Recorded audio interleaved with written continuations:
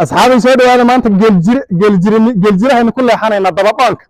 ضبطانك جلجرها كأوين أحمر كيه جاميها يا سيد الضميره وقرا مسكين كيره ضبطانك موت جاوه كرري جدنته كرري جيرو مركب بركض أطله waxaan ku sida dameeraha oo la dhaqmeen faan markaasa geelo adduunka waxa ugu nicba kolka wada dheer la soo aroor dheer la soo galo ee maanta wada wada xad ku soo aray la hurgu aha arjil xaga markaasa saa ceel ku keenta oo man oo sakraad oo cadil yaa wuxuu ku dhigi aray xasay soo aray la hurgu muxuu